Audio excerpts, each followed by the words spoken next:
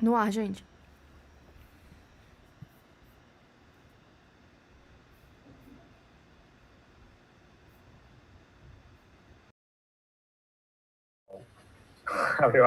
Boa tarde. A gente está aqui em mais um encontro do nosso Círculo de Leitura e Cultura Científica do IFB Campus Recanto das Emas. Esse que vai ser o nosso último encontro do semestre e também está sendo uma parceria com o NEAR do campus, né, o Núcleo de Estudos Afro-Brasileiros e Indígenas, que completa agora, nesse mês, o seu primeiro ano de fundação, né, de criação. E a gente está nesse que é o terceiro encontro para comentar sobre o conto chamado Os Hospedeiros da Escritura. Hoje a gente está aqui com nossa equipe fixa, né? Professor Bruno de português, lá do campo de Campos Emas, a professora Bárbara de Barros, que é nossa filósofa, o professor Josias Freire, que é professor de História, e a gente tem uma convidada especial, que é a Anne Kiangala. Boa tarde, Anne, seja bem-vinda. Boa tarde, gente. Muito obrigada pelo convite. Estou muito contente de estar aqui com vocês. A gente está contente também de você ter aceito e ter a oportunidade de participar. A Anne, só para apresentar rapidinho, ela é formada em Letras, Português, né, e Literatura pela Universidade de Brasília e também é mestre em Literatura pela Universidade de Brasília. Eu peguei aqui do seu currículo, tá, Anne? Então, ela tem experiência na área de literatura, nas áreas de história em quadrinhos, cultura de massa, terror, arte e literatura gótica. Ela também é criadora do blog, não sei se a gente pode chamar assim ainda, ou se é coisa da minha época, chamar de blog, mas que é o blog Preta, Nerd e Burning Hell. Bem-vinda, Anne. É um prazer ter você. E a gente, nos encontros anteriores, comentou um pouco sobre esse conto. Para quem não estava aqui com a gente, eu vou relembrar um pouquinho só sobre a autora e o conto, assim que eu encontrar a apresentação aqui. Esse conto, Os Hospedeiros, essa é a tradução para português, o nome original é Bloodchild, então um pouco diferente aí, né? E é um conto que ele fala sobre um mundo alienígena, né? Em que os seres humanos, essa família de seres humanos vive em uma reserva de humanos, mais ou menos como se fosse uma reserva para algum tipo de espécie em extinção ou em risco, né? E sob os cuidados de uma raça alienígena, que são os Tricks, que é uma raça com um aspecto um pouco de artrópodes, né? Alguma coisa assim. E eles criam essa família, eles criam esses humanos lá, né? Ou permitam que eles vivem lá. E, ao mesmo tempo, utilizam esses seres humanos, alguns deles, como hospedeiros para os ovos dessa espécie dos Tricks, que precisam de hospedeiro para se desenvolver, para ter o nascimento das larvas. Aqui, um pouquinho sobre a imagenzinha. Importante lembrar, né, que o Kaiser... Desculpa, Kaiser, mas eu queria lembrar da importância, assim, de falar da magnitude, né, do tamanho desses artrópodes. Que você fala um artrópode, imagina uma formiguinha, sei lá, um bichinho suave, mas não é suave, tá? Sim, a gente tem uma imagenzinha aqui artística, né? Sim, são alienígenas enormes, né? Acho que no texto comenta 3 metros de comprimento, né? Essa alienígena, que é a Tigatoi, ela vive com essa família há muito tempo, conhece as crianças desde o nascimento e convive com uma dessas crianças, que é o personagem principal, que é o Gun, que ela escolheu para ser o hospedeiro dos ovos dela no futuro, né? E agora ele já está na adolescência, aparentemente, e chegou a época em que ele receberia pela primeira vez esses ovos para gestar essas larvas dos alienígenas. Esse texto é de Octavia Butler, é uma escritora afro-americana de ficção científica, bastante famosa, né? E que tem, dentre os tópicos que ela aborda, alguns desses são listados aqui ao lado, ela sempre inclui questões de raça e gênero nos seus textos, a questão da hierarquia contemporânea na sociedade humana, né? Tem uma relação com o afrofuturismo, os contos dela, os contos e romances, né? Também. Esse aspecto do sobrevivente como herói, ou seja, o personagem sobreviver às dificuldades da vida é um heroísmo já, né? E acho que, em resumo, é isso. Bárbara, você quer fazer um resgate aí do que a gente já leu do conto até agora? Não, eu acharia legal, na realidade, se a Anne quisesse comentar algum desses tópicos bem genéricos que a gente colocou, porque das últimas vezes a gente teve algumas discussões mais específicas que a gente estava conversando com a Alice, né? E aí a gente falou muito da questão da maternidade, dos papéis de gênero, de novos arranjos familiares e tudo mais. Aí, Anne, se você quiser comentar algum tópico, assim, para a gente já dar uma iniciada no diálogo, acho que seria legal.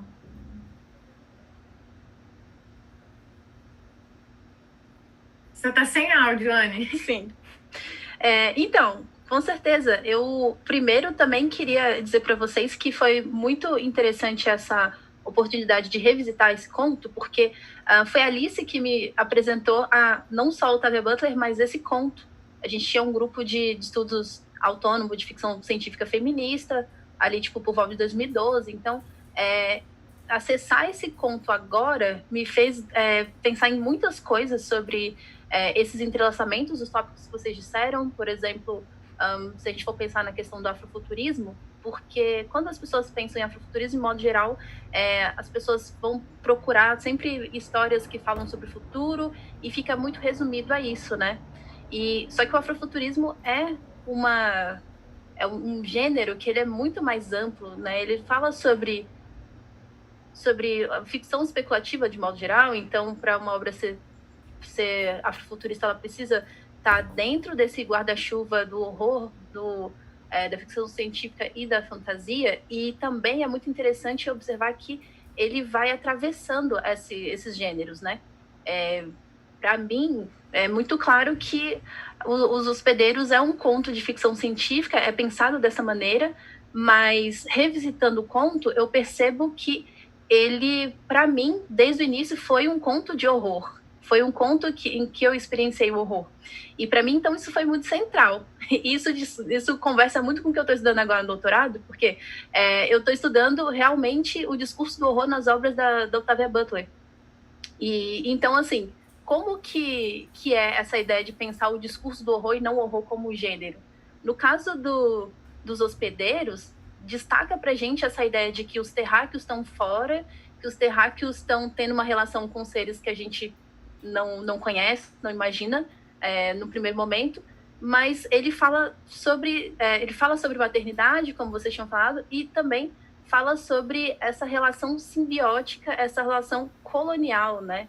Então, para mim, a experiência de horror, ela tem a ver com a gente discutir sobre como que o medo ele é socialmente localizado, né? Assim, escritoras de horror que são negras, por exemplo, e também escritoras afrofuturistas como a Octavia Butler, vão tratar do horror, da experiência de horror, né, em suas obras, independente dos gêneros que forem abordados, e também nessa ideia que também muitas vezes é tratada como ficção fluida. E aí é sempre problemática essa ideia de, tipo assim, né, qual conceito você vai usar. A gente pode usar nesse momento, assim, já que a gente está falando de afrofuturismo, a gente pode pensar em como que essas fronteiras estão sendo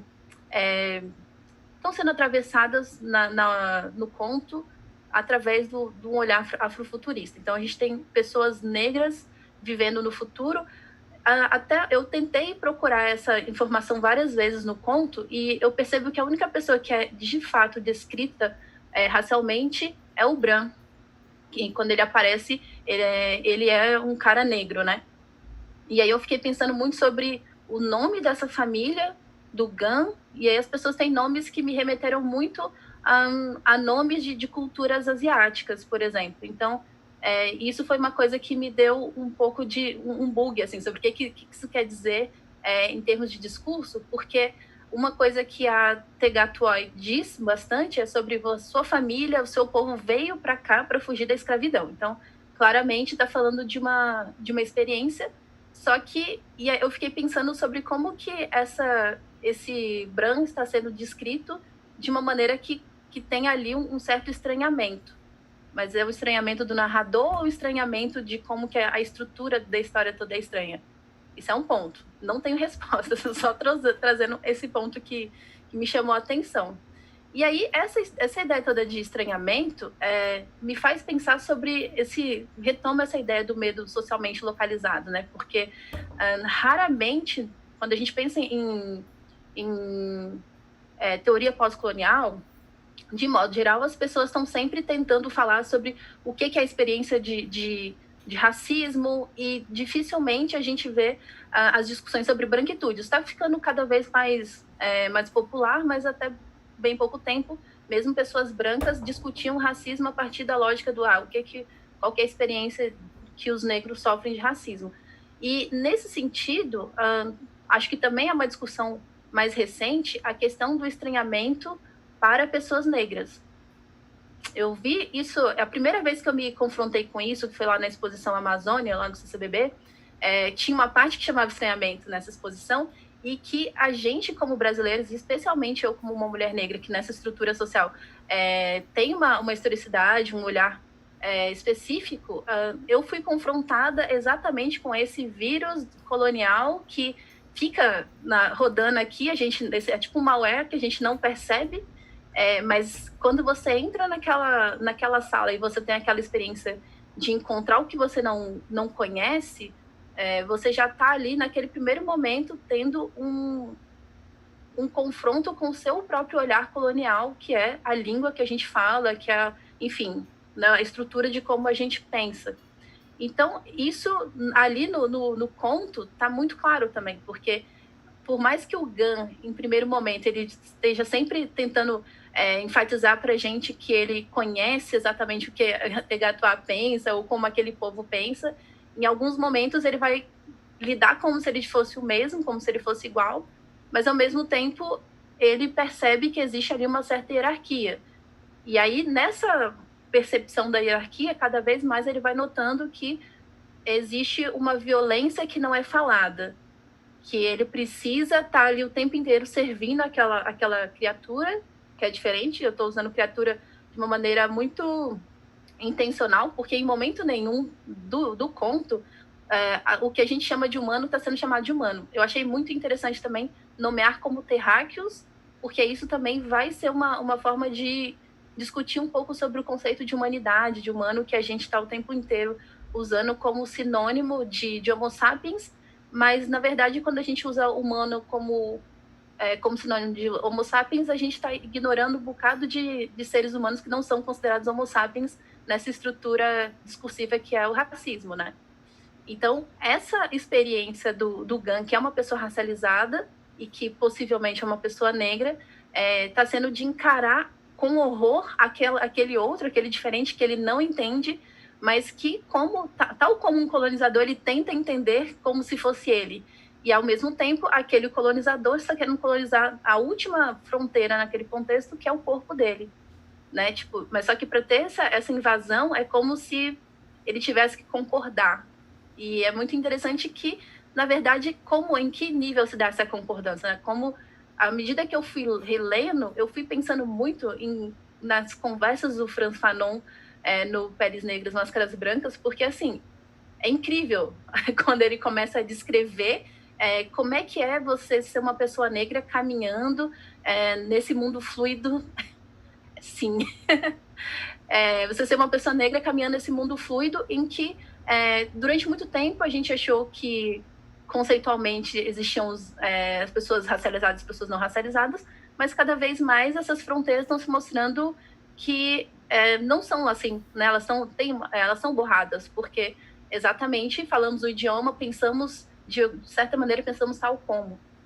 Então, tipo, a Otávia não tá procurando mocinhos e vilões, ela tá mostrando que o Gun é um cara que tem ali uma perspectiva extremamente colonizada, embora ele seja a colônia também. Então, é a mesma relação que nós, brasileiros, de modo geral, que não somos indígenas, por exemplo, a mesma relação que a gente, no primeiro momento, tem com povos indígenas, sobretudo aqueles que a gente tem menos contato. E esse agente também é um ponto interessante para a gente pensar quem é esse agente, quem são eles, quem somos nós.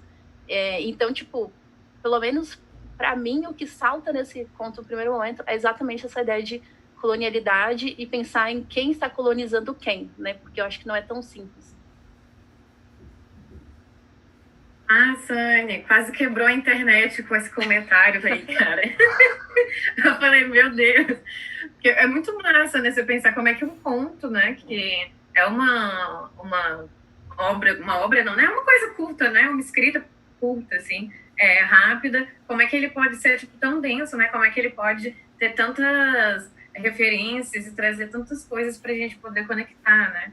Eu achei muito interessante essa questão que você falou, por exemplo, do estranhamento, que é uma coisa, assim, eu tenho, né? Eu sempre falo para os meninos que eu tenho uma paixão, assim, uma relação muito calorosa com a ficção e com o terror também.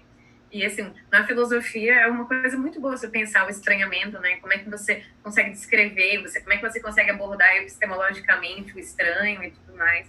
Eu achei muito massa. E essa questão da decolonialidade também, né? De você pensar essas relações de colonização com outras espécies, cara, isso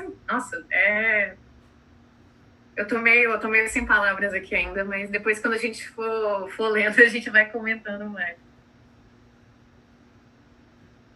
Eu vou comentar, isso que a Anne falou, achei muito interessante como essa questão étnica do texto, quando a Bárbara trouxe o texto, né, eu não conhecia ainda o Octavia Butler, eu achei que a questão ia ser muito mais evidente, muito mais clara, assim, no primeiro plano, né? E a gente vai lendo e vê, como a Anne falou, isso está num subtexto, né? Só em um momento, só um personagem, como ela falou, é descrito efetivamente como negro em uma única linha, né? Só quando fala da cor da pele dele em um único momento, né? Esses detalhes, né, da história que vocês fugiram da escravidão, que a Anne comentou. Então, a Octavia vai colocando esses detalhes em que o leitor tem que chegar à conclusão, né, e perceber uma hora, realmente esses seres humanos que ela está falando, que estão sendo escravizados, eles são negros. E em algum momento do texto, da leitura, você se dá conta que é uma história que está falando sobre o nosso mundo, na verdade, né? Isso é muito legal. Até uma cena em que ela identifica o tal Bran Lomas por uma faixa que ele tem no braço com o nome dele e aparentemente com o nome da tribo a qual ele pertence. E aí, nesse momento, o Gun segura uma faixa que ele tem igual no braço, né? Então, um momento ali que esse personagem, Gun, percebe que a situação dele é igual daquele cara que está ali quase morrendo, né? E causada por aquela raça.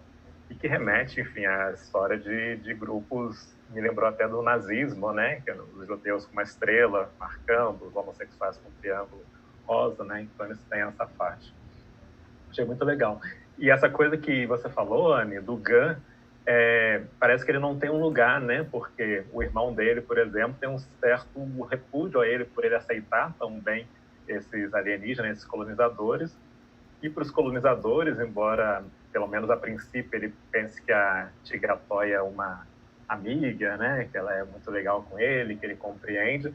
Na verdade, ele também, essa aceitação dele é só na mente dele, né? Para os colonizadores, ele continua sendo algo a ser utilizado ali. E na verdade, Kaiser, e na verdade, só um comentário rápido, essa aceitação, ela também não é assim categórica, né? Na verdade, ela é marcada ali por contradições, né? Ele mesmo não tem certeza, né? Não está exatamente certo se o quanto ele aceita, o quanto ele confia, né? Me parece que tem também esse jogo, né? Essa ambiguidade em relação à própria convicção, em relação ao papel que ele deveria cumprir. Com certeza. E ele fica sendo um personagem ali meio sem um lugar social, né? Ele não pertence nem ao mundo nem a outro. Acho que isso acontece também na sociedade brasileira, né?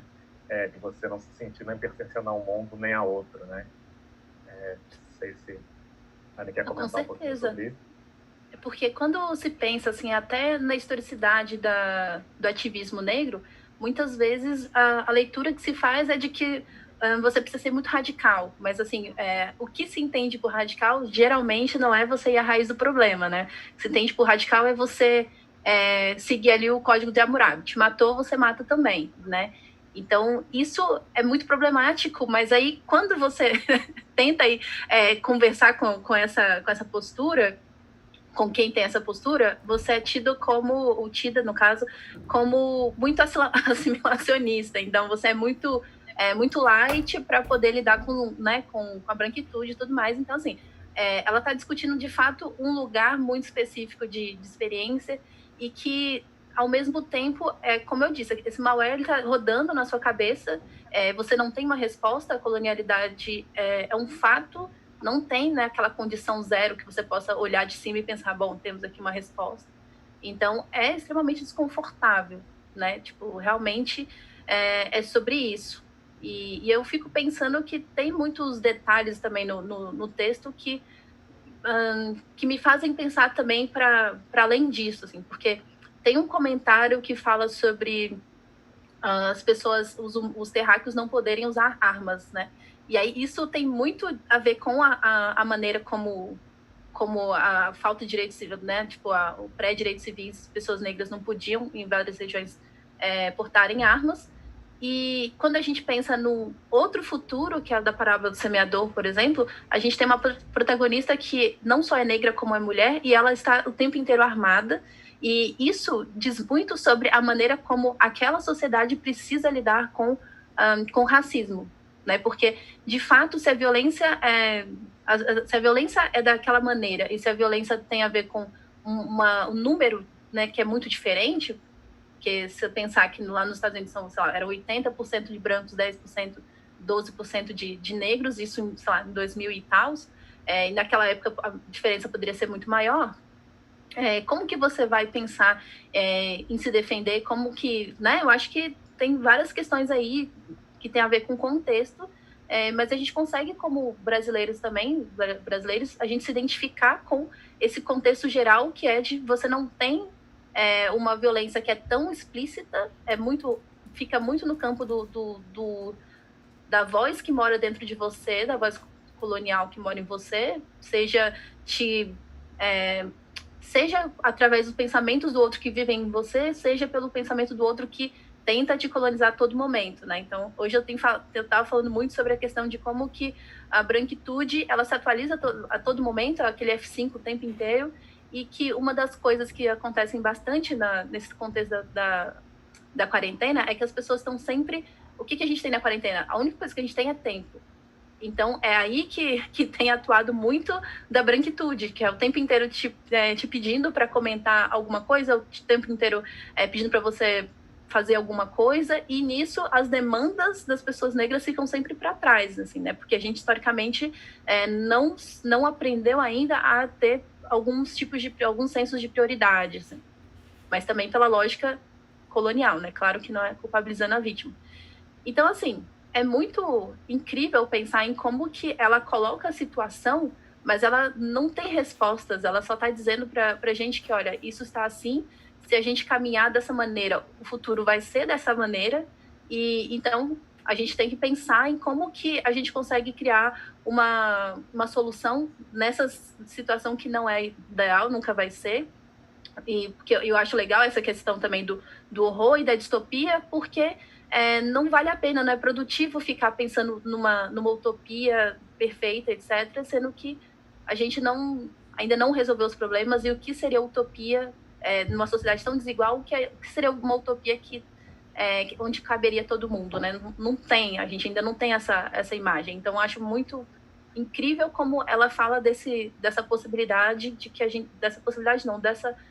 dessa obrigação, talvez, que os terráqueos têm e as terráqueas de criarem uma forma de ativismo, uma forma de ação que não seja nem o Código de Hammurabi e nem, sabe, essa passividade total à questão colonial.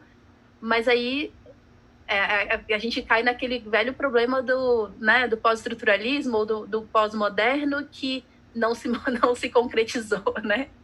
não se concretizou, mas está aí, né? Como uma nova modernidade, assim, mas, sabe? Alguma coisa nesse sentido. Sim. A gente podia ler um pouquinho do texto e comentar mais daqui a pouco. No último encontro, a gente leu até a parte em que eles salvam, né? Mostra o parto dos filhotes de Plix e sobrevive. E agora o Gun está na cozinha com o rifle do pai dele, conversando com a Tigatoy naquele momento sobre discutindo o consentimento dele ou não a ser um hospedeiro. Eu vou colocar aqui o texto para o pessoal acompanhar.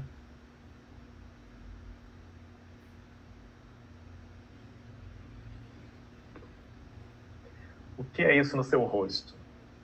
Nada, nada importante. Os olhos humanos provavelmente não teriam notado o machucado na escuridão. A única luz era de uma das luas, entrando pela janela que ficava do outro lado do aposento. Você usou o rifle para matar o Ashit? Usei. E pretende usá-lo para me matar? Olhei para aquela silhueta recortada contra o luar. Um corpo gracioso. O que acha do gosto do sangue dos terráqueos? Ela não disse nada. Quem é você? Murmurei. O que representamos nós para você? Ela ficou muito quieta, com a cabeça apoiada no segmento superior. Você me conhece melhor do que qualquer outra pessoa, disse baixinho. Deve saber. Foi isso que aconteceu com meu rosto, expliquei. O quê? Que me desafiou a tomar uma decisão. O resultado não foi dos melhores. Movi ligeiramente o rifle, levantando o cano em diagonal sobre o meu queixo. Pelo menos foi uma decisão que tomei. Como esta que vai tomar. Pode me perguntar, Gatoy. Pela vida dos meus filhos? Sabia que diria alguma coisa assim. Ela sabia manipular as pessoas, fossem terráqueos ou cliques. Dessa vez, porém, não teria sucesso. Não quero ser um hospedeiro, declarei, nem mesmo para você. Ela levou muito tempo para responder. Atualmente, quase não usamos animais, observou. Você sabe disso. Em vez disso, vocês nos usam. Verdade. Esperamos muitos anos por vocês. Ensinamos vocês. Juntamos nossas famílias às de vocês. Ela se agitou inquieta. Sabe que para nós vocês não são animais. Fiquei olhando para ela sem dizer nada. Os animais que costumávamos usar começaram a matar a maioria dos nossos ovos depois da implantação, muito antes da chegada dos terráqueos, disse Tigatoy. Você sabe disso, Gun. Graças à chegada da sua raça, estamos aprendendo de novo o que é ser um povo próspero e saudável. E seus ancestrais, fugindo do seu planeta natal, de membros da sua própria espécie que queriam matá-los ou escravizá-los, eles sobreviveram graças a nós. Tratamos eles como pessoas e lhes oferecemos a reserva quando ainda tentavam matar-nos como se fôssemos vermes. A palavra vermes me fez estremecer. Não pude evitar. E ela não pôde deixar de notar. Está bem, disse. Você realmente prefere morrer a me deixar ter filhos, Gun? Não respondi. Vamos perguntar a Xuan Hoa? Vamos. Hoa diria que sim. Ela não vira o que acontecera com Lomas. Ficaria orgulhosa, não assustada como eu. Tigatoy desceu da mesa. Vou dormir hoje à noite no quarto de Hoa, disse. Hoje mesmo ou amanhã de manhã direi a ela. Aquilo estava indo depressa demais. Minha irmã, Hoa, ajudara minha mãe a me criar. Eu ainda me sentia muito unido a ela. Não era como com Ki. Ela podia querer Tigatoy e ainda gostar de mim. Espere, Gatoy. Ela olhou para trás, depois levantou metade do corpo e voltou-se para me encarar. Esse assunto é muito sério, Gun. Trata-se da minha vida, da minha família. Mas ela é minha irmã. Fiz o que você queria, perguntei a você. Mas será mais fácil para Hoa. Ela sempre teve vontade de gerar outras vidas. Vidas humanas, pequenos seres humanos que se alimentariam nos seus seios, e não em suas veias. Sacudi a cabeça. Não faça isso com ela, Gatoy.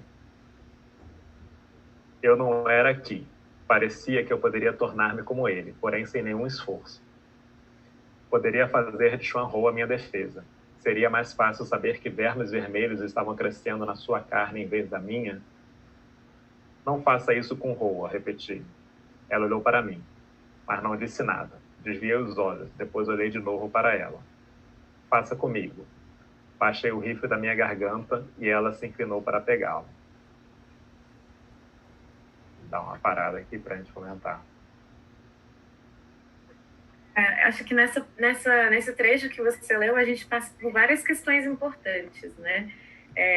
Eu sempre fico fazendo esses paralelos com a xenogênese, né? E aqui, assim, tem várias coisas, por exemplo, essa questão quando eles falam assim, para mim que é bem icônico, né? Não sei o que vocês acharam quando vocês leram, quando a Tigatoy fala que para eles, né, para os alienígenas, para os Tlikin, os humanos não são animais. Tipo, cara, você tipo, é tão tênue a linha assim que você tem que tipo evidenciar no discurso que eles não são animais, sabe? Tipo, porra, cara, sabe? É difícil, assim. Outra coisa também, quando eles falam, né, da reserva e tudo mais, é que também dá pra gente ver essa interdependência, né, das raças. Porque uma coisa quando a gente pensa, né, que não tem essa divisão estanque entre quem são os vilões e quem são os heróis. Ontem até a gente tem esse grupo de leitura da xenogênese nas terças. E aí ontem a gente teve uma discussão bem grande que foi justamente sobre isso, né? Qual que é a nossa relação com os Oankali, que são essa raça alienígena, e os humanos. E aí comigo eu sempre tenho essa relação ambígua. Uma hora eu acho eles tranquilos, ok, né? Aí depois eu acho que eles são tipo os eugenistas loucos, aniquiladores. Então é sempre essa relação de ambiguidade. E aqui a gente também tem isso, né? Se a gente fala essa relação de interdependência, enquanto os Tlikin vão precisar, né? Os humanos eles vão ajudá-los com a questão da reprodução. Os Tlikin que nascem dos humanos, né? São Tliks maiores, mais fortes e tudo mais. E os humanos, né, estavam tipo saindo em diáspora, assim, saíram do planeta, estavam escravizados e tudo mais. Mas mesmo assim eles vão e continuam cativos, né? Eles estão cativos na reserva. E essa relação de como é que é a palavra que eu tinha falado? Que eu tava falando sem parar. Não era simbiose? Não. Não, era tipo de... Quando você... Ai, meu Deus do céu, eu odeio isso. Quando você concede, tipo assim, por exemplo, eu tô, tipo, concedendo o meu corpo a você. O consentimento? Consentimento, isso. Eu falei só de consentimento na semana passada e agora não lembro. Essa relação do consentimento também, né? Que consentimento é esse? Assim, você tem algum lugar para escapar desse consentimento? É uma relação muito tensa, né? Você tem esse afeto, né? Uma coisa até que a gente estava falando com a Alice, que era essa relação amorosa, assim, o afeto entre a Tigatoy e a família. Tipo, que afeto é esse, né? Para quais âmbitos, para quais vetores esse afeto vai? É bem complicado, né? Eu acho bem profícuo, assim, para discutir. Sim, assim, e até puxando isso que você falou sobre a questão dos animais, me chama muito a atenção essa questão de que tratamos vocês como pessoas. E aí, o que está sendo dito, o que não está sendo dito aí, ou o que a gente pode entender é que, assim, na verdade, vocês não são pessoas, né? E então, assim, primeira coisa, não usa-se o termo humano, e aí depois a gente tem essa ideia de que também não são pessoas, né?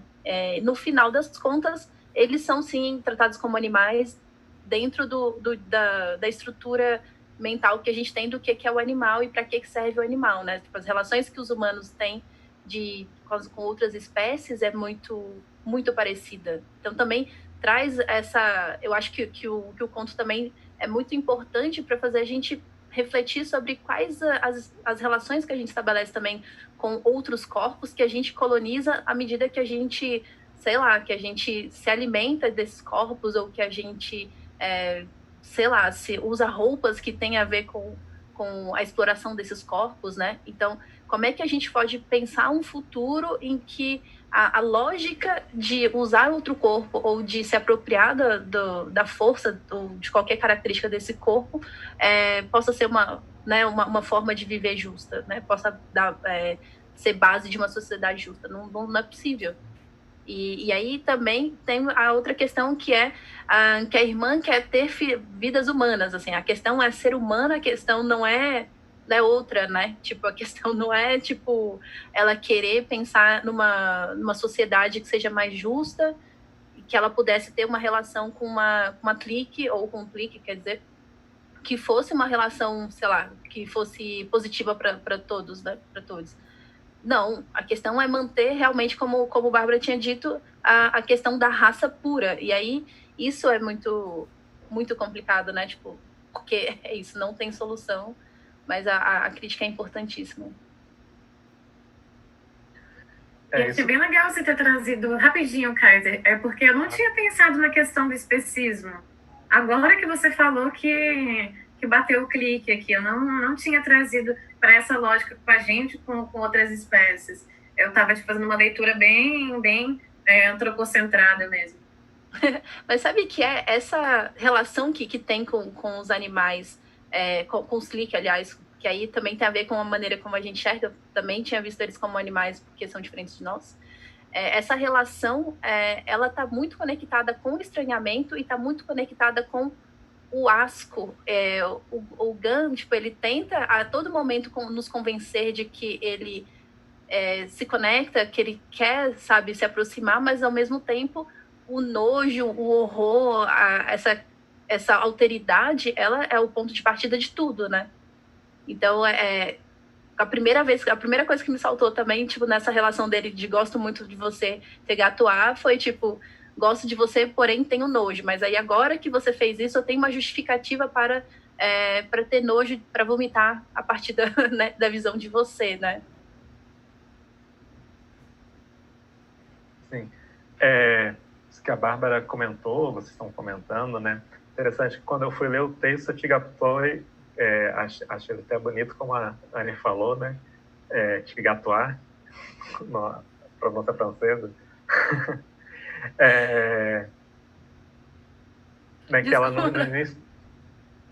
Verdade. Não. E na minha cabeça eu tinha falado como vocês.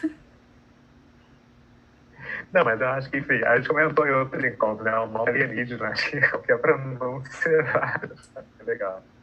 Mas no início do conto ela aparece como, ao mesmo tempo, essa figura meio maternal, né? Uma mãe, ela leva lá para a família os ovos estéreis, que são meio psicotrópicos, né? A tia que leva drogas para o sobrinho, praticamente. E ela se cuida, né? Fala que ela protege aquela família dessa sociedade externa também, que gostaria de explorar mais brutalmente. E, ao mesmo tempo, ela está verificando se o Gunn já engordou o suficiente para receber os ovos dela, né? Como a gente comentou também em outro encontro aqui, a bruxa do João e Maria, vendo se já está gordinho.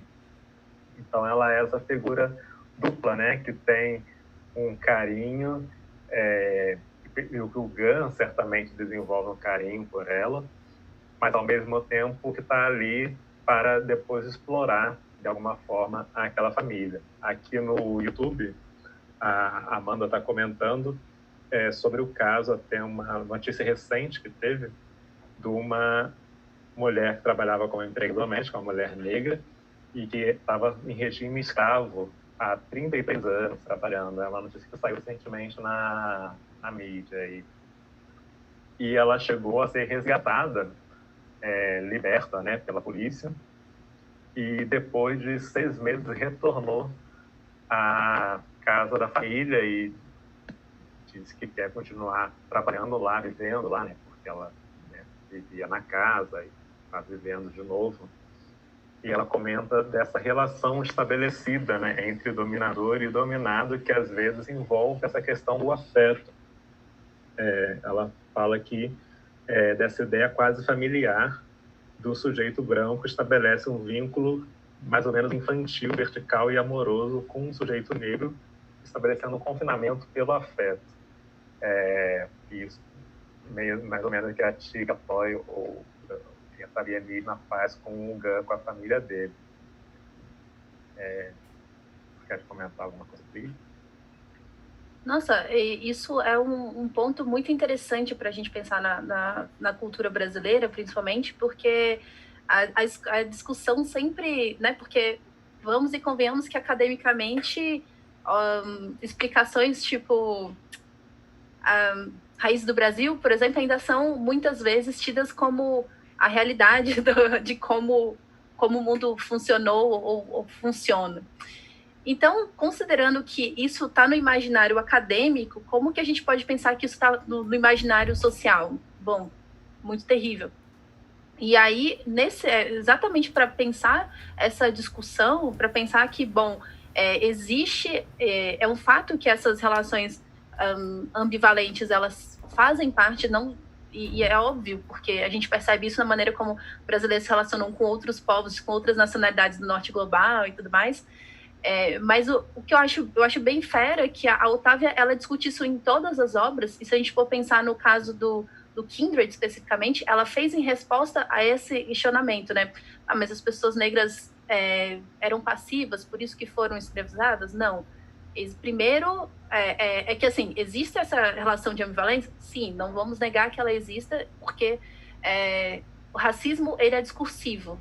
Então, por isso que é muito importante que a Tegatoa, ou Tegatóis, Gatói, que ela tenha o tempo inteiro que dizer, você me entende, eu não vou te responder porque você sabe como eu penso. Ela está o tempo inteiro fazendo estabelecendo esse vínculo de manipulador, e isso é o que a gente consegue ver com muita frequência, mas assim, a grande narrativa sobre a escravidão, ela sempre tenta passar por essa ideia de que as pessoas que foram colonizadas, elas, na verdade, tinham culpa, né? E isso atravessa a nossa cultura de várias maneiras, porque se acontece alguma coisa com o seu corpo porque você é mulher, tem a ver com o fato de você ter feito alguma coisa. Então, a culpa é sempre da vítima, né? A construção discursiva é sempre de que não é do sujeito e do objeto no sentido de quem sofre a ação. É invertida, né? Sempre tudo é muito invertido. E então, tipo, existe essa ambivalência? Existe, mas eu acho que a gente enfatiza muito mais essa ambivalência do que nomeia o sujeito, né, da ação. A gente não nomeia, e talvez a gente devesse falar mais sobre branquitude e menos da ambivalência, porque a ambivalência é uma consequência. Então, ela não acho que ela seja tão relevante de modo geral. Acho que talvez seja até uma estratégia de dominação, né? Você estabelecer esse vínculo em que, olha, eu sou bonzinho, na verdade eu me preocupo com você, eu estou cuidando de você, né? E não só na questão racial, mas como você comentou, né? De gênero, né? Também é aquela esposa que não consegue se libertar de um marido abusivo porque ele estabeleceu uma relação que, de certa forma, torna aquela pessoa cativa, né, capturada por uma narrativa de que não, eu sou bom, eu estou fazendo o melhor para você, né? Bárbara, né? Não, tudo bem. E sim, se a gente, o problema é que a gente às vezes também tem uma visão muito fragmentada do real, né? Mas assim, quando a gente entende isso como uma lógica, a gente consegue aplicar a todas as relações humanas, né? Tipo, entre pais e filhos, né? Você vai sair de casa. Por que você vai sair de casa? Você tem tudo aqui. Ou então, coisas que são relacionadas a relacionamentos afetivos sexuais, ou que são relacionadas à amizade. Tipo, todas as áreas Porque essa grande construção discursiva, ela é realmente a chave de como a gente pensa, né? De como a gente se relaciona com tudo, né? Com tudo e todos, eu diria. É só isso mesmo que eu ia completar. Sim. Toca nessa questão da Octavia Butler discutir as hierarquias, né, nos textos dela, né, hierarquias sociais. Bárbara, você quer ler um pouquinho mais o ponto? Vou botar aqui para você.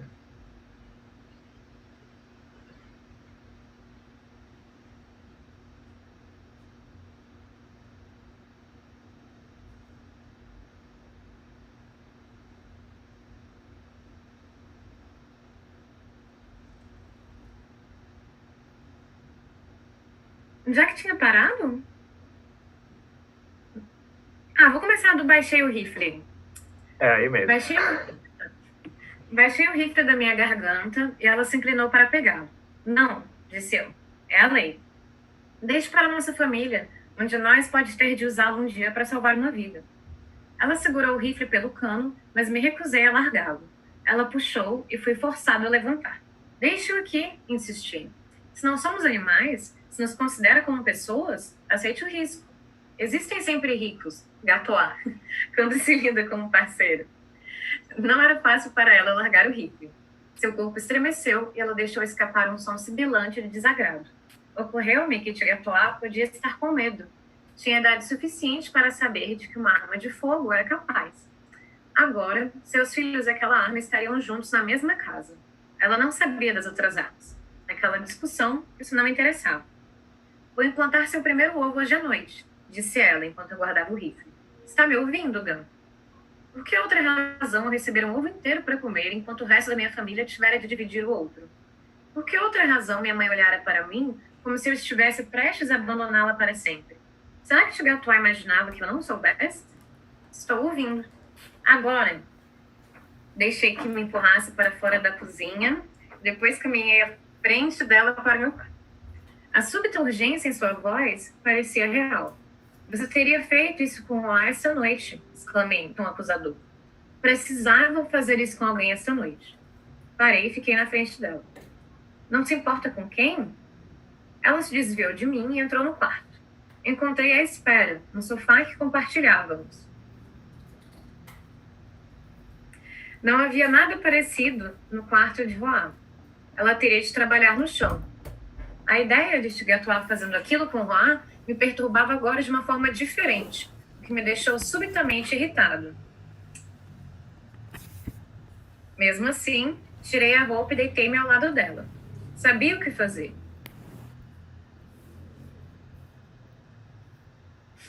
O que esperar? Ouvira falar daquilo durante toda a minha vida. Senti a picada familiar, narcótica, vagamente agradável. Depois, o contato do ovo opositor. A penetração foi quase indolor. Ela ondulou levemente contra mim, os músculos empurrando o ovo do seu corpo para o meu. Segurei-me um par de membros até me lembrar que Lomas agira da mesma forma. Ela deu um grito de dor e esperei que me envolvesse em seus membros. Como isso não aconteceu, agarrei-me a ela de novo, sentindo-me estranhamente envergonhado. Sinto muito, murmurei. Ela esfregou meus ombros com 4 de seus membros. Você se importa? Você se importa que seja comigo? Ela demorou algum tempo para responder. Finalmente disse. Foi você quem fez uma escolha hoje à noite, Gun. Eu fiz a minha há muito tempo. Você teria procurado voar? Sim. Como poderia confiar meus filhos a alguém que os odiasse? Não era ódio. Eu sei o que era. Eu estava com medo. Silêncio. Ainda estou. Agora podia admitir. Mas mesmo assim concordou. Para salvar Roá. É verdade. Apoiei a testa no seu ventre. Era macio como o veludo. E para tê-la para mim. Estava sendo sincero. Não compreendia, mas estava sendo sincero. Ela fez um murmúrio de satisfação. Não podia acreditar que tivesse me enganado com você, disse. Escolhi você. Tinha certeza de que gostava de mim. E gosto, mas... Lomas. Sim. Nunca vi um terráqueo assistir ao nascimento e reagir de outra forma. Que já assistiu a um, não é? É verdade. Os terráqueos deviam ser protegidos dessa visão. Não gostei da ideia e não achava que fosse viável. Pelo contrário, protestei. Deveriam ser expostos a essa visão, desde crianças, várias vezes. Gatoá, nenhum terráqueo jamais assiste a um nascimento normal. Tudo que vem são os Nitlix, medo, terror e possivelmente morte. Ela olhou para mim com ar reprovador. É uma coisa íntima, sempre foi. Seu tom impediu que eu insistisse. Isso e o conhecimento de que, se mudasse de ideia, eu poderia ser o primeiro exemplo público. Mas eu plantara a ideia em sua mente. Era provável que crescesse e que um dia ela resolvesse experimentar.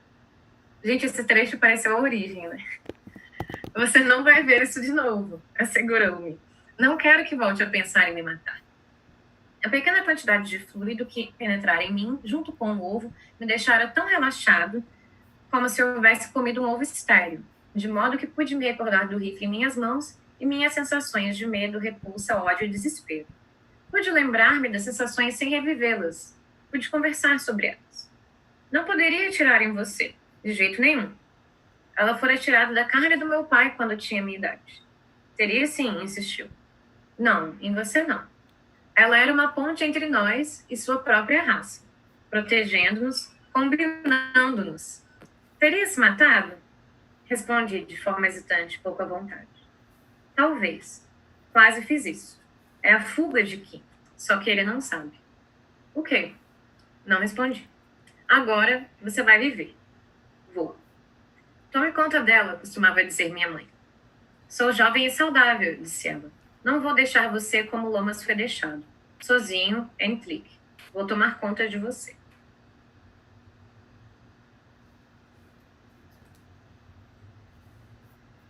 E esse é o final do conto, né? Vocês querem comentar sobre ele?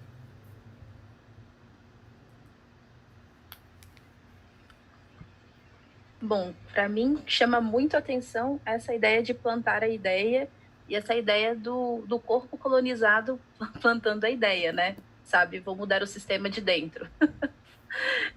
Achei isso muito interessante porque no texto não tem nada definitivo, então não é sobre essa ser a solução, mas é sobre um fato e, bom,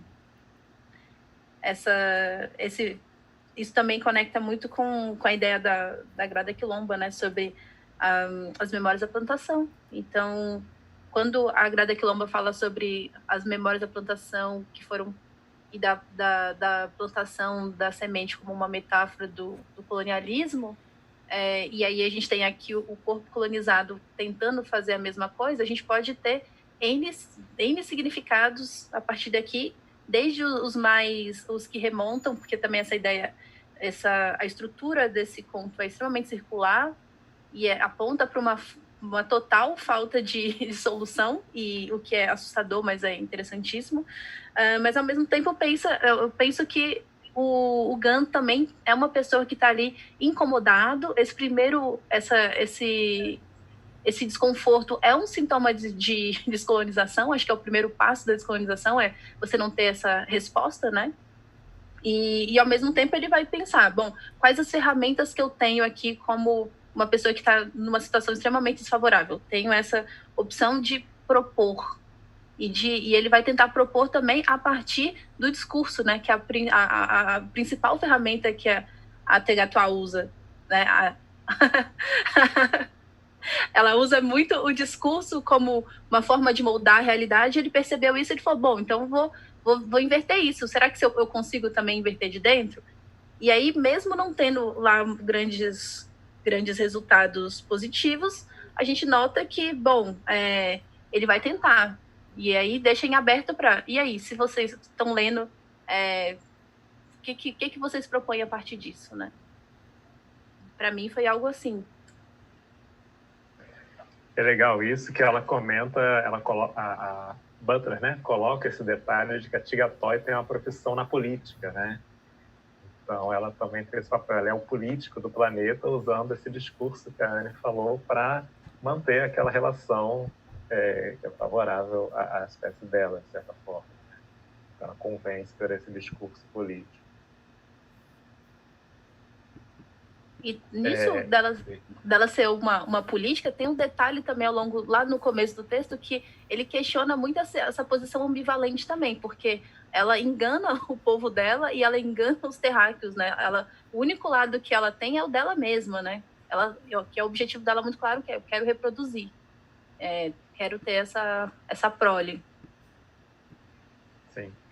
Esse final do texto, para mim, foi muito estranho, né? Foi muito esquisito pela postura do Gunn, quando ele fala, né? Não queria só que você não fizesse com a minha irmã, eu queria também ter você só para mim, né? Então toca aquela questão, de novo, de uma relação meio afetiva, que para mim soa até meio incestuosa pela figura da... Gente, parece bem erótica, né? Assim, aquela parte, assim, eu falei, quando a Anne falou dessa questão do desconforto, eu me identifiquei plenamente, porque eu falei isso nas outras lives. Gente, eu também li esse texto a primeira vez por causa da Alice, que me indicou também. E aí eu li, eu falei, tipo, meu Deus, o que é isso que eu tô lendo? E essa parte da reprodução do ovo e tudo mais, assim, parece literatura erótica mesmo, né? Tipo, eu tive minha vida, eu estava estudando literatura erótica e, assim, parece bastante, sabe? Até a escrita e tudo mais, o desenvolvimento. Até constrangida de ler esse voz alta. É que no final tem uma relação sexual ali, né, da alienígena com o Gun, sem dúvida. Mas que para mim era mais, meio que seria um estupro, na verdade, né? Mas o Gun tem uma postura ali depois de meio carinhoso com a Tigatoi, né? Eu não sei falar outro pronúncio, mas com a alienígena.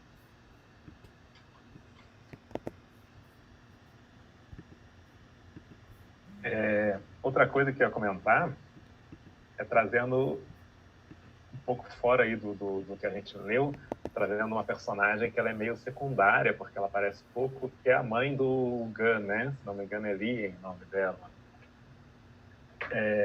Que ela tem essa função, que eles comentam no conto, né? Que ela representa essa função atribuída às mulheres humanas nessa sociedade alienígena, que é de gestar e parir novos humanos, e dentre esses novos humanos, os meninos vão servir como hospedeiros para as larvas dos Tlix, né? E aí isso me lembrou alguma coisa histórica das fazendas de reprodução de escravos, teve muito nos Estados Unidos, depois da proibição da importação de pessoas escravizadas da África, e teve em alguns lugares do Brasil também. Particularmente, eu ouvi informações sobre Minas Gerais, isso ter acontecido. Então, parece ter ela fazer esse paralelo histórico também no conto, né? Kaiser, fazer um comentário rápido, na verdade, sobre uma questão que já foi mencionada de maneira muito mais interessante, mas que eu poderia retomar quando você menciona a questão foi mencionado sobre... Você mencionou agora a questão do papel da mulher, né, e remeteu a questão da escravidão. Nós, inclusive, havíamos falado rapidamente disso há algumas semanas, quando nós falamos sobre o conto, sobre a experiência da escravidão, e eu havia pensado em trazer para a discussão essa questão da objetificação, e eu colocaria no debate a relação que é característica das sociedades ocidentais de objetificação da natureza, uma objetificação muito específica, né? E dos animais, né? Que também foi mencionado de maneira muito mais interessante, né? O especismo, enfim, que é uma das várias questões que o texto abre e que possibilita fazer uma reflexão. Mas quando você menciona a questão da escravidão, também me ocorre, né, o esforço que a gente faz de tentar pensar a escravidão como um fenômeno bastante diversificado, né, que tem aí características diferentes a partir dos seus contextos, mas que talvez tenha um elemento comum, né? Se você pega a história da escravidão, né, um fenômeno que está presente em diferentes sociedades, em diferentes momentos, e características muito específicas dessas sociedades, né? É difícil reduzir a escravidão a um conjunto de características específicas, assim. Se você pega, por exemplo, a escravidão no mundo árabe e a escravidão no mundo atlântico, né, que o Brasil teve a experiência da escravidão atlântica, são fenômenos muito diferentes, assim, é difícil chamar pelo mesmo nome, inclusive. Mas há uma característica comum, que é essa questão da objetificação do outro, né, da coisificação. E eu acho que isso aparece em muitos momentos, apareceu de maneira muito interessante quando falou do especismo, né? E a gente poderia falar também dessa relação com a natureza de maneira geral, né? Da objetificação da natureza, mas um objeto muito específico, né? A ideia de que é um objeto para um sujeito específico, por um sujeito, né? Ele é um objeto para um sujeito. Me lembrou, por exemplo, a discussão sobre a objetificação das pessoas, né? Sei lá, pensar no imperativo categórico lacantiano de que cada indivíduo é um sujeito em si mesmo, né? O humano, ele tem um valor em si mesmo, né? Que é justamente o contrário dessa operação, né, de objetificação que está presente no fenômeno da escravidão, talvez, e nos seus diferentes contextos, né? O que caracteriza a escravidão árabe ou africana pré-colonial, ou a nossa experiência, que é mais familiar a nós, né? A escravidão atlântica. Esse processo de objetificação do outro, né? O outro passa a ser um objeto de uma vontade estranha, né? Eu acho que é uma experiência que o texto coloca ali de maneira muito radical, né? Muito dura, como a personagem ela se torna objeto, né? Um mero objeto ali. E como essa relação ela vai sendo interpretada, né? A personagem ela vai lidando de maneira, né? Tentando se relacionar de maneira complexa, ambígua, contra a história com essa objetificação, né? Como as personagens elas estão diante desse fenômeno da objetificação. Enfim, foram coisas que foram mencionadas de maneira muito mais interessante, mas foram coisas que eu havia pensado, né? Até a gente tinha comentado um pouco antes sobre isso, né? E tinha me chamado a atenção essa questão da relação com os animais, né? Que eu acho que talvez possa colocar, né? Como a nossa sociedade ocidental, né? E a experiência, por exemplo, do especismo, né? É muito radical nesse sentido, né? Como, por exemplo, os animais que são consumidos são tratados como mero objetos, né? E isso está presente, por exemplo, no tratamento que a indústria da carne dá aos animais, né? Enfim, que se tornam alimentos, né? É interessante quando fala que dentro da escravidão ou na experiência que o texto coloca, são animalizados ou tratados. Na verdade, são tratados muito pior do que os animais deveriam ser tratados, né? São objetificados, assim, e talvez muito pior do que qualquer objeto deveria ser tratado, como algo que não tem qualquer dignidade a não ser estar submetido à vontade de alguém, né? Eu fiquei pensando nisso. Acho que os pontos que você colocou são realmente muito interessantes, assim. E até eu não tinha parado até então para pensar sobre como que a gente, de modo geral, no Brasil, quando a gente discute essas questões da escravidão, é muito comum, realmente, aparecem esses paralelos. Bom, na Grécia Antiga existia escravidão, e então isso não é uma coisa própria, mas uma coisa que raramente aparece nos debates que citam isso é que existe uma sofisticação na maneira como essa escravidão eurocêntrica foi estabelecida aqui digamos, no Novo Mundo, do olhar deles, e como que outras sociedades, assim, que também têm hierarquias, porque a gente pode pensar na hierarquia muito como uma estrutura mental humana, talvez, estou pensando aqui num aspecto mais psicanalítico, assim, tudo bem, a gente tem hierarquia em todos os povos, ou quase todos, mas essa ideia de que você vai construir todo o império de riquezas, e que até hoje, né, quando a gente pensa em privilégio é uma coisa que não se pode tirar, o privilégio é exatamente, as pessoas confundem, acham que privilégio é você ter ali o básico da vida, e na verdade não, né, privilégio é sobre uma historicidade que te deu ali uma vantagem eterna, né, que é tipo, sei lá, por exemplo, não ter ninguém te atrapalhando numa vaga de emprego porque você tem ali uma aparência ou uma historicidade no seu corpo diferente. Então, é interessante a gente trazer essa ideia das outras formas de escravidão, sempre também contextualizando essa grande diferença, porque a gente pode até colocar, de repente, em dois grandes grupos, né? Todas essas formas de escravidão que existem e que já existiram, e essa forma específica aqui que houve, né, nas Américas, porque realmente é um sistema que até hoje a gente percebe como que é diferente, né? Por exemplo, se a gente for pensar em algum reinado, em algum país desses, assim, que não são europeus, bom, gosto muito de literatura, você escreve muito bem literatura, vou te escravizar para você ler para mim. Você continua tendo sua família, você continua tendo sua vida, e eu vou te dar aqui alguns benefícios. É uma estrutura colonial, é uma lógica problemática, porque hierárquica, entretanto, você não deixa de ter o seu corpo, a sua família e todas aquelas categorias que fazem o ser humano ser completo. E aí a escravidão negra, tipo, né, da população negra, ela parte exatamente dessa desumanização de todas as características que de como o outro se vê e como você se vê. Porque mesmo tendo sido escravizados, muitos dos filósofos gregos, por exemplo, eles continuavam sendo humanizados, né? Eles continuavam não poderia votar, ok, mas dentro daquele contexto, isso não tirava toda a humanidade, como a gente vê aqui, que é essa estrutura de mercado e de toda a historicidade futura de pessoas que não vão ter oportunidades, né? Aí eu acho interessante a gente pontuar isso, porque muitas vezes ocorre uma falsa simetria sobre isso. Então, assim, os argumentos que aparecem a partir daí são os próprios negros se escravizavam na África pré-colonial, e também, tipo, a escravidão é um fato da humanidade, então, assim, aceitem, né? Então, acho que é interessante pontuar essas diferenças. Sim.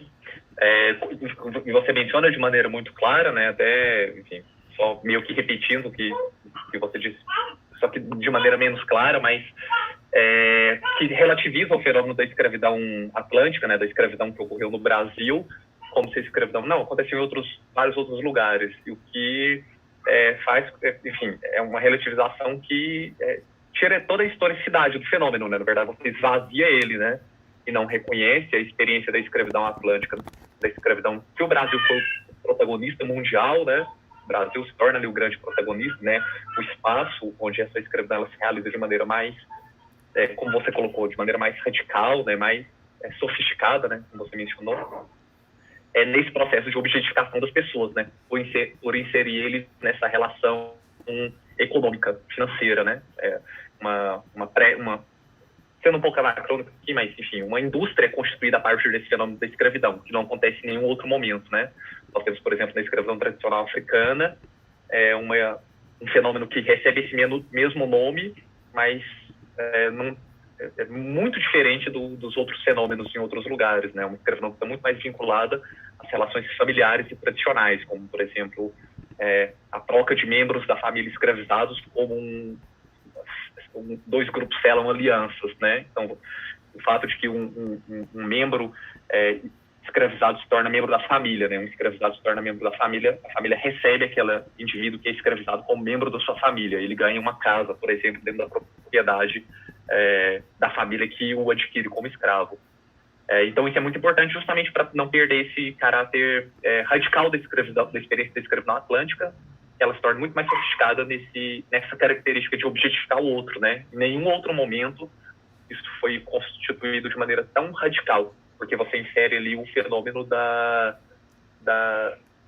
constituição de um sistema econômico que gira em torno disso, né? Como o pessoal que faz a leitura chamada de decolonial, né, da experiência da modernidade, identifica o fenômeno da escravidão como constituidor da modernidade, não ao contrário. É graças à escravidão que o mundo ocidental nasce, porque ele insere, né, esse fenômeno da objetificação do outro como sustentador ali daquele, do mundo ocidental que está nascendo ali naquele momento. Coisa que eu queria só pautar aqui, que eu acho importante, que não faltou lá a palavrinha mágica, que é crucial para a gente poder entender, né, o que foi a escravidão no Atlântico, como você está falando, Josias. É justamente o capitalismo, né? Pensar como é que ela vai ser fundamental, esse monstro, assim, esse Voldemort que não quer ser nomeado, né? Mas é justamente essa estrutura do capitalismo mercantil que vai colocar essas bases da escravidão, né? E que esculhamba tudo a partir daí, né? Mas vamos lá, Kaiser, você queria falar da pergunta lá no YouTube?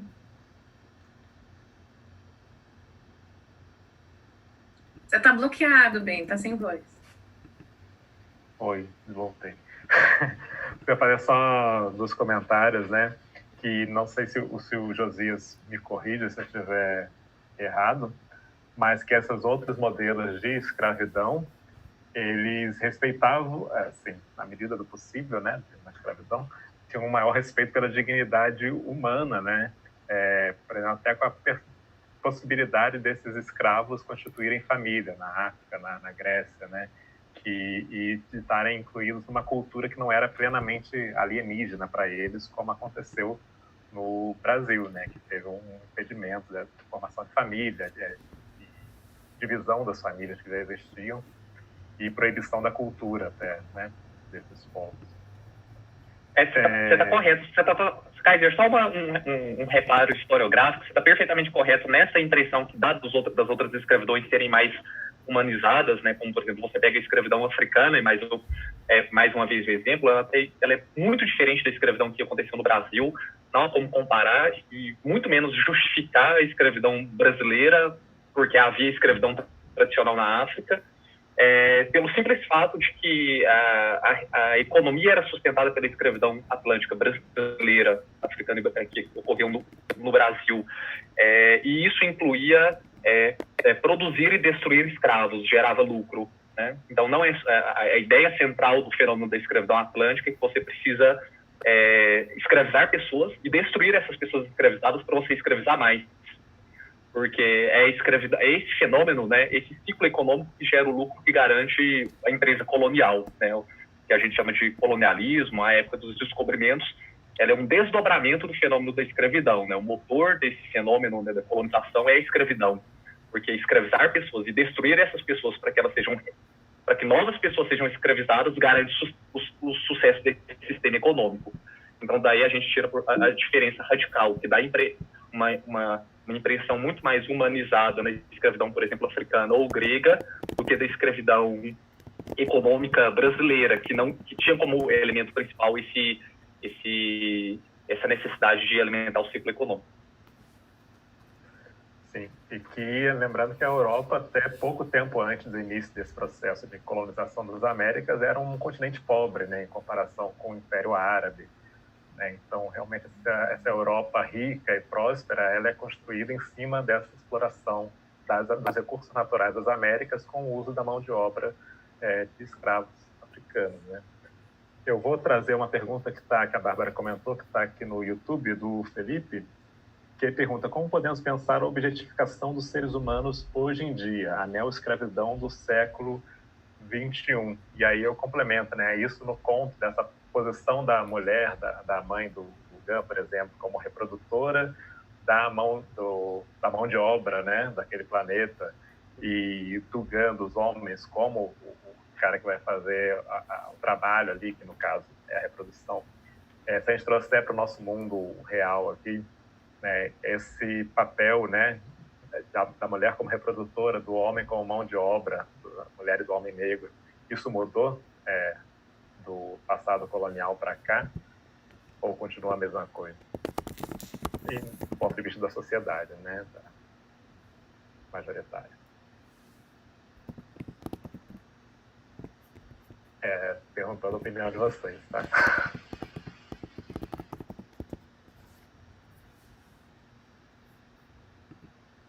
Pergunta difícil, né? Assim, a gente pode responder assim rapidamente, mas assim, não tem como responder isso assim de maneira, né, total.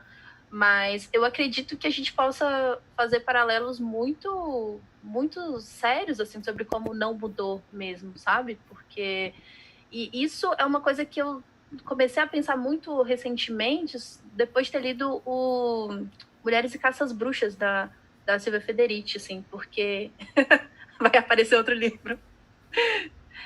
Porque nesse livro ela descreve exatamente uma parte do processo que a gente não vê geralmente, nem no contexto escolar e nem posteriormente. Assim, escolar quando eu digo no ensino médio, né? Porque a gente estuda exatamente essa transição da Idade Média para a Idade Moderna com aquele vácuo, com aquela explicação rasa de que alguém colocou uma cerca e acabou, mas o que é essa cerca e como que essa cerca atua hoje em dia, né? Essa diferença do eu-outro, ela começou ali com essa ideia de alguns roubarem o que é de todos, e isso vai se desdobrando, vai se sofisticando a ponto da gente ter essa cerca eu-nós, né? Tipo, eu-ele, nós e eles, na estrutura das cidades, por exemplo, né? A ideia de centro e periferia, por exemplo, a questão são pouquíssimas universidades federais no Brasil em vista da quantidade populacional. Então, a gente tem esse eu e eles, porque é um lugar onde que é de todos, mas nem todos podem entrar. Então, a gente tem, sim, uma relação extremamente próxima com a colonial, e é assustador quando a gente para pensar em como que essas relações foram se estabelecendo ao longo do tempo e se tornando muito sofisticadas, como o Josias falou, assim, o racismo, o capitalismo, assim, eles têm uma sofisticação tão incrível, assim, para você pensar em empreendimento, que as coisas mudam demais para continuarem as mesmas, né? Então, sem dúvida, a gente vai perceber que as mudanças são muito, muito pequenas e posso pensar, por exemplo, um paralelo que eu faço com a questão da gente ter tido, por exemplo, ano passado, o lançamento do filme da Capitã Marvel. A gente teve esgotamento dos filmes de super-herói, do gênero super-herói, e que são protagonizados por homens brancos, cis, heterossexuais. E aí, para a gente manter a lógica, a gente não, mas para eles manterem a lógica da branquitude ainda vendável, qual que é o público que eles vão atacar? As mulheres brancas. Então, vamos ter aqui esse filme dessa super mulher aqui, que não só é branca, como é loira, e como tem uma série de atributos que são colocados como o ideal inclusive de branquitude. Então, a gente vai só mudar aqui a capa, mas a branquitude está ali de novo, do mesmo jeito. Isso porque mulheres passaram a ter direitos? Não necessariamente, né? É só porque é necessário mudar a roupagem dessa ideia de supremacia branca para que ela continue existindo. Fez sentido? Você falou. Super. Eu lembrei tem no Alice no País dos Espelhos, tem uma parte em que ela fala ela tem uma frase, né? Aqui nesse mundo a gente precisa estar sempre correndo para continuar no mesmo lugar. E isso me lembrou dessa questão que você falou do capitalismo, se reinventando para manter uma dominação das classes sociais ditas, né? Abaixo, né? Inferiores, digamos, pela visão desse capitalismo, assim. E da Capitã Marvel, me lembrou que eu estava lendo hoje uma notícia sobre uma série de TV da Mulher Hulk, que nos Estados Unidos vai aparecer na Disney+, que tem um canal de streaming, não sei direito o nome, mas me chamou a atenção disso da Mulher Hulk. Ela é uma personagem feminina, mas que não está exatamente no padrão de feminilidade, pelo menos nos quadrinhos, porque ela é musculosa, ela tem um corpo que, assim, muito músculo, né, que foge a esse padrão feminino, que tem que ser mais esbelto e tal. E ela é verde, né, e ela não ganha um filme, né, ela ganha uma série na TV, uma coisa, digamos assim, um pouco abaixo na visibilidade do que seria um filme de Vingadores, né. Então, os personagens, mesmo na ficção, normalmente eles estão, quando fogem ao padrão, eles ficam meio escondidos, assim, digamos, né? Pensei no Luke Cage, na Jessica Jones. Sobre o que o Felipe falou lá, o professor Felipe colocou lá, enfim, para falar mais ou menos, você mencionou a questão das HQs, né, mas para, enfim, não tem absolutamente nada, assim, não tá relacionado, mas me ocorreu com a questão, né, qual é a relação desse fenômeno originário da escravidão com essas formas contemporâneas, né, sei lá, está tipificado lá no artigo 149, né, o trabalho escravo análogo à escravidão. Talvez como a escravidão atlântica começa esse fenômeno de objetificação originário, né, que dá ali como a arque mesmo, ali toda a objetificação que surge a partir da modernidade, o que possibilitou a objetificação do outro, que está tipificada lá no Código Penal, lá no 149, o que possibilitou a objetificação da natureza, característica da nossa sociedade, do outro, né, está nesse fenômeno originário da escravidão atlântica, né, tem a sua origem nesse fenômeno da escravidão atlântica, né, lá que gerou nessa força destruidora do outro, o colocando como objeto da vontade de alguém, né? Isso a gente pensa, por exemplo, na relação com a natureza, com os animais, com o outro, né? Enfim, o lugar desse crime hoje do trabalho análogo ao trabalho escravo, né? É possível graças a essa experiência original que está lá na escravidão, que o Brasil foi o principal cenário.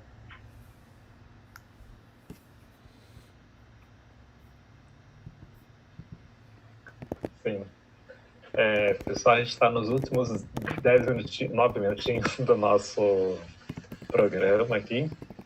Então, a gente vai abrir para as considerações finais aí de todo mundo. para depois a gente encerrar. Quem quer começar falando aí? Eu já ia começar a falar mal da modernidade aqui, mas se começar isso daqui vai durar 6 horas esse programinha aqui, então eu não vou falar nada não, vou esperar vocês falarem da Octavia Butler.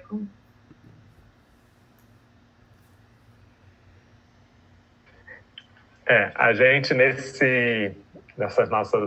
nosso programa, né, semanal aqui, a Octavia Butler foi a primeira escritora mulher, né, e negra que a gente trouxe, porque a gente começou pelos autores mais clássicos da ficção científica, né, H.G. Wells, outro, Philip K. Dick, e aí a gente se deu conta, né, olha só, homem branco, hétero, né, e do hemisfério norte. E aí a gente foi trazendo, antes da Octavia, o Bioy Casares, né, que é um homem branco cis hétero, mas que é argentino, pelo menos, e agora a Octavia, né? Então, nessa busca de autores mais periféricos, embora a Octavia tenha um sucesso e cada vez mais reconhecida aí, né? Então... Uma coisa que eu... Ai, desculpa, Kaisa. Não, pode falar. Eu ia falar que uma coisa que eu estava pensando nisso, na real, hoje mais cedo, que a gente até conversou isso, assim, antes da gente entrar na quarentena, né, da questão de como é que a gente tem uma dificuldade de ter contato com obras de ficção científica escritas aqui no Brasil, né, assim, eu achei, tipo, algumas antologias na internet e tudo, mas não é um gênero muito difundido aqui na produção brasileira, assim, a gente tem uma dificuldade de achar mesmo. Não sei até se a Ana tiver alguma coisa a comentar sobre isso. Eu ia falar isso também, se tiver sugestões aí, indicações, né? Então, é bem curioso a gente parar para pensar nisso, que assim, no contexto acadêmico, assim, do sistema literário, agora tá muito mais aberto para questões que são consideradas diversidade, né? Então, assim, a autoria negra, por exemplo, tem sido muito, muito pautada, né? E só que, curiosamente, quando você tem a entrada de uma literatura que é protagonizada e escrita por indivíduos que pertencem a grupos minoritários, geralmente o espaço é muito restrito. Então, a ficção especulativa, de modo geral, não é a grande possibilidade de entrada. Então, a gente tem ali aquelas escritoras que estão falando, sobretudo, sobre a realidade colonial. Existe muito espaço ainda para isso, porque no Brasil ainda existe essa tentativa de manter essa lógica, essa perspectiva colonial viva, esse orgulho, de certa forma, que não pode ser mencionado, mas que está o tempo todo aqui. Então, assim, eu diria que a gente tem assim, um sistema literário bem interessante sobre ficção especulativa, só que não há espaço e não é interesse do sistema literário colocar isso, né, em evidência. Então, a pesquisa da professora Regina Del Castanho fala muito sobre isso, né? Tipo, mas eu super diria que, assim, tem muita gente, tem o Waldson Souza, ele lançou o Oceanic recentemente, tem o Fábio Cabral também, que é bastante conhecido por ser um escritor afrofuturista, a Lua Zaila, e assim, tem todo um sistema aí que eu acho que é interessante a gente dar uma olhada, principalmente de pessoas negras, né? Então, existe existe essa galera escrevendo. O que não tem, de modo geral, é o espaço mesmo para falar sobre isso. Então, essas pessoas estão o tempo inteiro sendo chamadas, por exemplo, falar sobre racismo, mas não sobre a literatura que produzem. Mas tem sim, tem bastante gente. Nossa, obrigada, Ania.